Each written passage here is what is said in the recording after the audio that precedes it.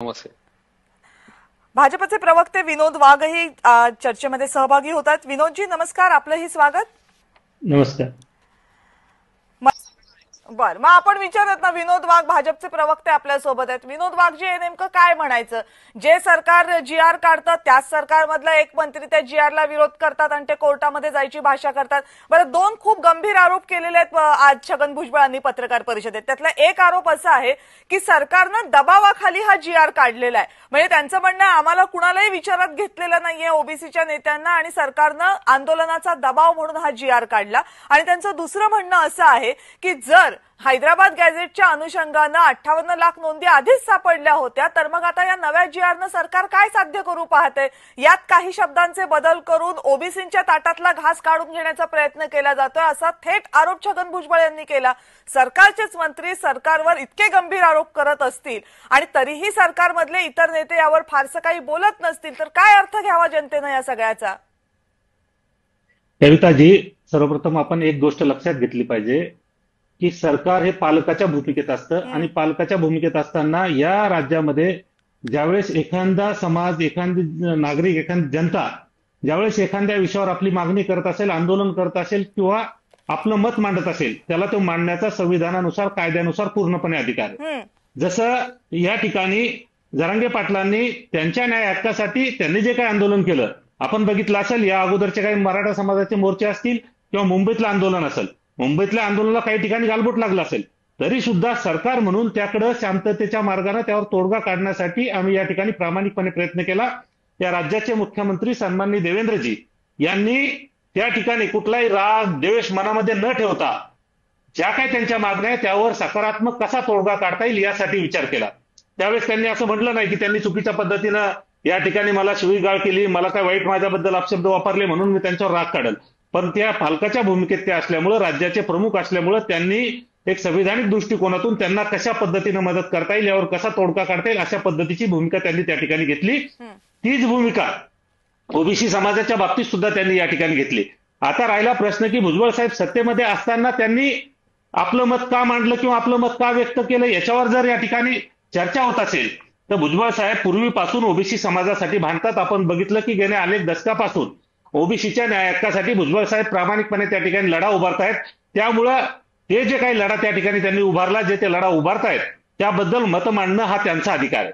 त्यामुळं कुणाला काय मत मांडायचं काय नाही हा संविधानानं प्रत्येकाला दिलेला अधिकार आहे. मात्र या ठिकाणी आगीत तेल ओतण्याचं काम महाविकास आघाडीचे नेते बऱ्याच दिवसापासून करतायत. आपण बघत असेल, आपण आहे कविताजी, आता काळकुटेजींना एक प्रश्न विचारला की जे नेते त्या ठिकाणी आंदोलनाच्या ठिकाणी भेट द्यायला गेले असताना यांनी सांगितलं की या बाबत तात्काळ शासनानं निर्णय घ्यावा, मनोज जरांगे पाटील यांच्या ज्या काही मागण्या असतील, जे काही त्यांचं म्हणणं असेल ते तात्काळ सरकारने मान्य करावं, असं म्हणणारे काँग्रेस, उबाटाचे, इतर पक्षाचे हे महाविकास आघाडीचे नेते, जसं शासनानं तात्काळ या ठिकाणी निर्णय घेतला आणि ज्या काही मनोज जरांगे पाटील यांच्या मागण्या होत्या त्या न्यायाच्या अधीन राहून ओबीसीला अडचण न आणता ज्या पद्धतीने हा निर्णय घेतला, सकारात्मक सगळं झालं, कुठली अडचण आली नाही, कायदा व सुव्यवस्था बिघडू दिलं नाही, हे यांच्या पोटात दुखलं.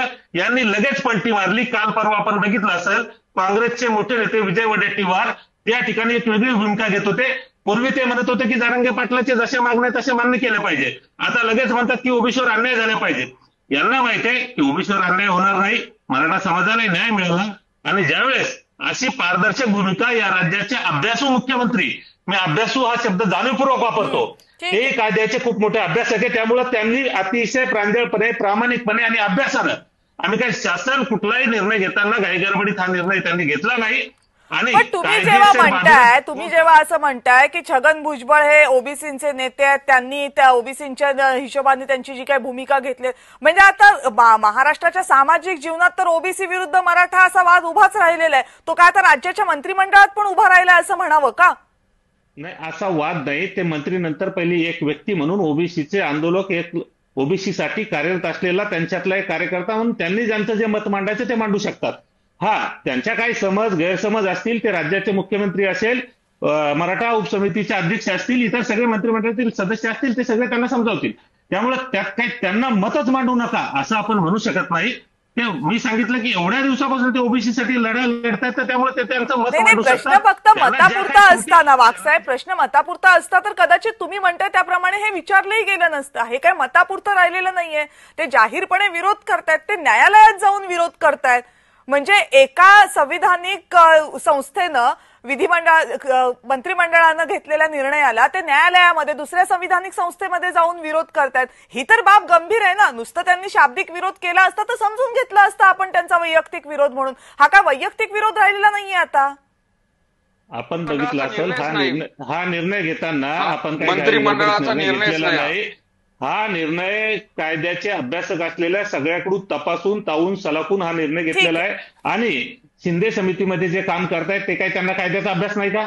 त्यांनी कायद्याचा अभ्यास केलाय. ते निवृत्त न्यायाधीश त्यात अनेक आहे. त्यामुळे कायद्याचा अभ्यास असलेले, कायद्याचं ज्ञान असलेल्या लोकांनीच हा निर्णय घेतलेला आहे. आणि कोर्टाचा कुठेही कोर्टाला डावलून किंवा कोर्टाचे नियम डावलून, मागास आयोगाचे नियम डावलून या ठिकाणी घटनेच्या विरोधात जाऊन घटनेच्या कलमानुसार त्यांना विरोध करून असा कुठल्याही प्रकारचा या ठिकाणी निर्णय झालेला नाही.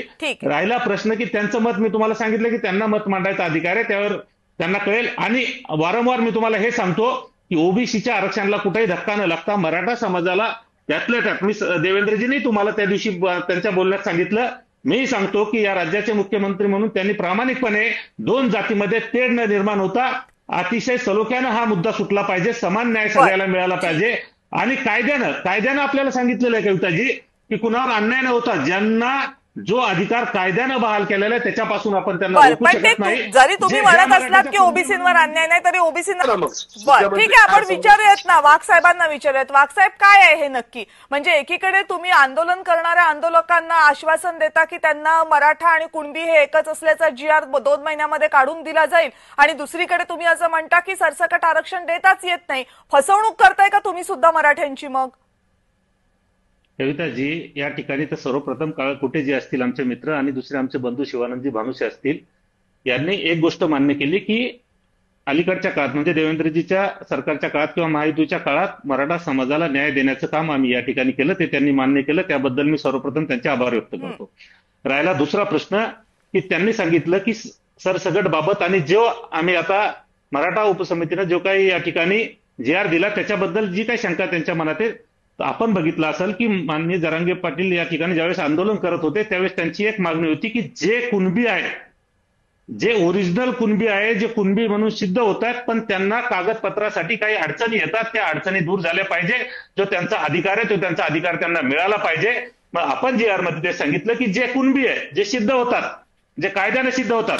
आता जसं भानुसे पाटील आमचे मित्र शिवानंदजी भानुसे त्यांनी सांगितलं आमचे बंधू की विदर्भामध्ये कुणबी जे आहे त्यांना ओबीसीचं आरक्षण मिळालं. तसे जे कुणबी आहेत परंतु त्यांना आरक्षणापासून जे काही वंचित आहे. वाघसाहेब, मला असं वाटतं की माझा प्रश्न तुमच्यापर्यंत नीट पोहोचला नाही. हा प्रश्न तसा नाही. काळकुटे साहेब, जर मी चुकत असेल तर मला तुम्ही करेक्ट करा. आपण जे बोललो होतो ते मराठा आणि कुणबी एकच आहेत या मागणीबद्दल बोललो होतो, आणि त्या मागणीबद्दल तुम्हाला 2 महिन्यांची तुमच्याकडनं मुदत घेण्यात आलेली आहे. 2 महिन्यांमध्ये मराठा आणि कुणबी एकच आहेत GR काढतो असं सरकारतर्फे तुम्हाला सांगण्यात आलेलं आहे ना? बरोबर आहे ना काळकुटे साहेब? हो बरोबर आहे. 2 महिन्याचा वेळ मागितलेला आहे साहेब. तिथं जे लोक आले होते ना आपले, त्यांनी सांगितलं ती मागणी करत असताना काळकुटे साहेब त्यात असं त्यांचा बोलण्याचा उद्देश आणि त्यांचं वारंवार जे सांगणं होतं, तुम्ही आता परतही बघा किंवा मी त्यांचे अनेक आंदोलनं बघितले, त्या आंदोलनातून आता ते काय माझ्या भागाला लागून मी बघतोय त्यांची वारंवार पहिल्यापासून, मी काय आजकाल नाही बघत त्यांना, पहिल्यापासून जी मागणी होती की जे त्यात बसतात न्यायानं आणि आम्ही त्यात बसतो असं त्यांचं म्हणणं आहे. आता त्यावर शिंदे समिती काम करते की कोण बसतं कोण नाही. जे बसतात, तुम्ही सांगितलं की जे बसतात त्यांना आपण आता त्यांना बसवलं, त्यांना अनेक जणांना सर्टिफिकेट दिलं, त्यांच्या नोंदी झाल्या, परंतु त्यांचं म्हणणं आहे की अजूनही काही लोक त्यात बसतात जे नियमानं मागास आयोगाच्या निकषानुसार त्यात ते बसले पाहिजे. बसतात अशा लोकांना आपण त्या ठिकाणी जी काही कागदपत्राची अडचण आहे त्यांना आपण दिलं पाहिजे. साहेब, तुम्ही आणि मी जो प्रश्न उपस्थित केला आणि त्याला वाघसाहेब भाजपचे प्रवक्ते म्हणून जे उत्तर देतात, समाधान होण्यासारखं काय हे उत्तर तुमच्यासाठी? कुणबी म्हणून ज्यांच्या नोंदी आहेत त्यांनाही त्यांचा न्याय त्या ठिकाणी मिळणार आहे. त्यामुळे कुठेही कुणालाही अडचण होत नाही. याच्या ताटातलं काढून त्याच्या ताटात आम्ही देत नाही, हे प्रामाणिकपणे आम्ही या ठिकाणी सांगतो. ठीक आहे. काळकुटे साहेबांना सांगू देत ना की तुम्ही जे म्हटलेलं आहे ते त्यांना पटलंय म्हणून. आपण त्यांना जे प्रश्न विचारले आणि त्यांनी जे उत्तर दिलं, काळकुटे साहेब तुम्हाला पटतंय का? समाधान झालंय का? नाही, मला एक सांगायचे ताई, ओबीसीचं काढून ते आम्हाला देत नाहीत हे त्यांचं म्हणणं पटतंय, पण आम्ही ओबीसीत आहोत. हे ज्या आता जाती ओबीसीत आहेत त्याच्या अगोदरपासून आमच्या नोंदी येतात, त्याच्यामुळे ऑलरेडी आम्ही पूर्वीपासूनच ओबीसीत आहोत. फक्त दाखले द्यायला आम्हाला मिळत नव्हते किंवा आमचं आरक्षण जे हक्काचं आहे ते आतापर्यंत मिळत नव्हतं. तर या सरकारनं ते द्यायला म्हणजे मला एक कळत नाही कोण कुणाला सांभाळून घेते. काळकुटे साहेब, मुद्दा होता मराठा आणि कुणबी हे एकच आहेत अशा GRचा. त्या GR बद्दल आपण त्यांना प्रश्न विचारला होता, त्याच्याबद्दल ते उत्तर सांगतायत. ते उत्तर समाधानकारक आहे का ते म्हणतायत? ते मिळणार आहे का तुम्हाला तो GR मराठा आणि कुणबी एकच आहेत असं त्यांच्या उत्तरावरनं वाटतंय का तुम्हाला?